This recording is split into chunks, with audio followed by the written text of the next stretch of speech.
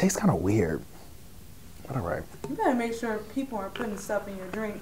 Leaving water. Would you think that? Leaving water around. I don't know. People are crazy. If I leave water around, I throw it out. Okay. Hey everyone, Chris Sumlin here, and after watching a YouTube video by one of my Morehouse brothers, I was inspired to do a Q&A video. So one of my colleagues here at BU got together and we came up with 7 questions that we think that you all want to know. So here's a Q&A with Chris Sumlin.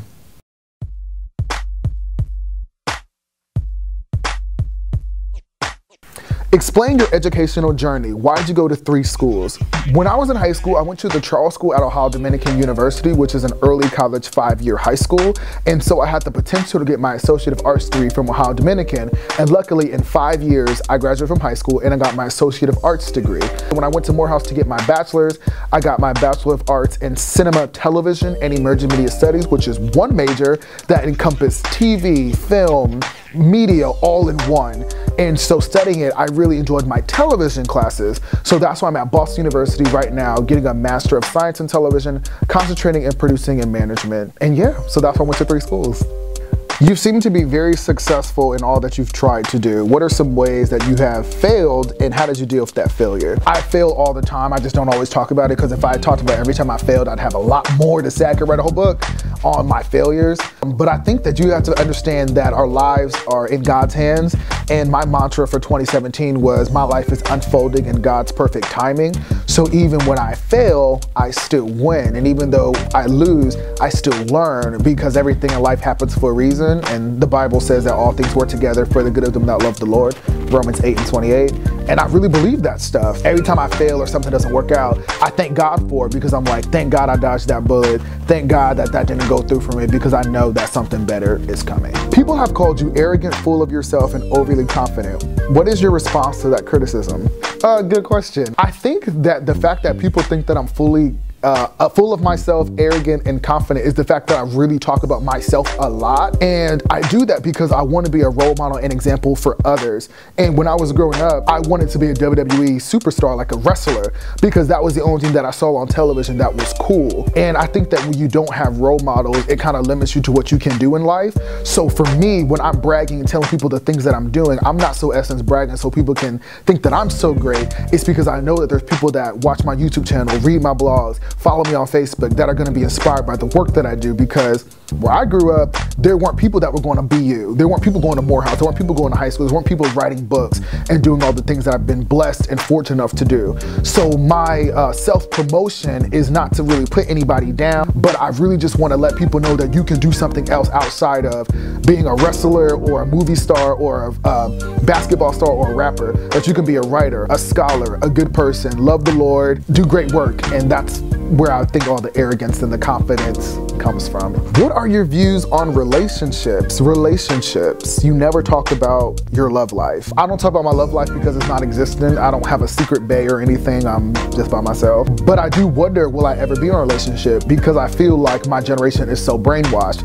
I think people watch Love and Hip Hop and they see these shows that put out these terrible ideas of what a relationship is. And I don't think that I want to participate in that. I think that a relationship should be synergistic. It's supposed to be 2 + 2 = 5. Like you come with something, I come with something, and then together we build something great. That's what I aspire to be if I was to be in a relationship.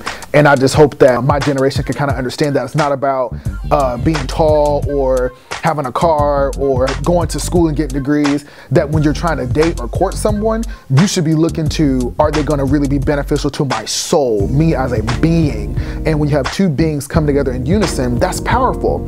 And I just don't think that my generation takes that seriously. So that's my views on relationships. No love life for Chris Sumlin. Don't you think your obsession with Kim Kardashian is weird? I think the conversation is more about hegemonic masculinity. I think that my obsession, even though it's not, it's more of like an appreciation, is not weird, it's just feminine, because Kim Kardashian, her brand doesn't fall in line with black masculinity. And I think we can have a conversation about gender performance, hyper masculinity, and what black men are supposed to do in society day in and day out. And I think that those kind of performative ways of moving through life are stifling.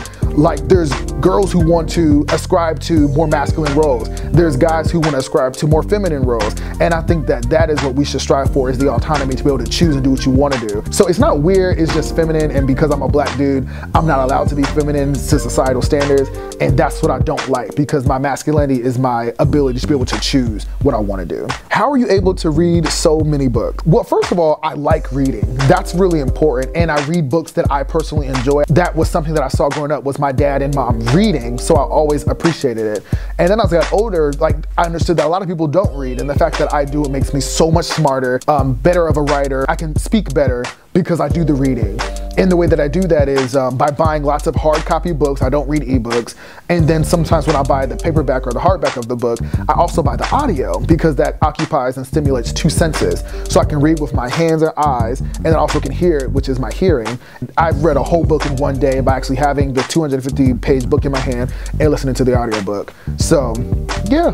What are your plans for the future, and what advice do you have for young people who don't know what they want to do in life? Well, first off, I don't have any plans for the future, and I never do. And I may have an idea of what I want to do or things that I would like to try, but it usually never works out because my life just goes in a different direction. I wanted to work for the Oprah Winfrey Network directly after Morehouse, and that didn't work out, which led me to apply to graduate school. So now I'm here at BU. So when you don't know what to do, I think one of the best things to do is to just do everything. If there's anything that kind of keeps your interest, try it. That means apply to a lot of different jobs. That means apply to graduate school. That means try to start a family and just try things. And I think that when you put that energy out into the universe of just effort, that you trying to find your way, that God will come and take over and really lead you in the direction of what you want to do. Because I never know. I don't know what I'm going to do after Boston. I have ideas. I know I'll always be writing. I know I'll always be super duper good looking and smart as hell.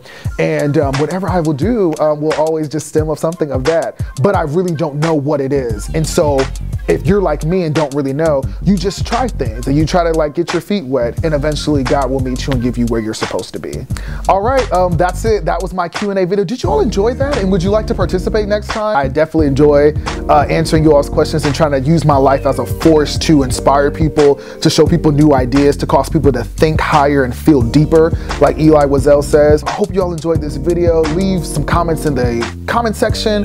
Follow me on Facebook, on Twitter. Check out my website, thechrisumlin.com. You can also subscribe to my YouTube channel, the Christopher Sumlin YouTube channel on YouTube.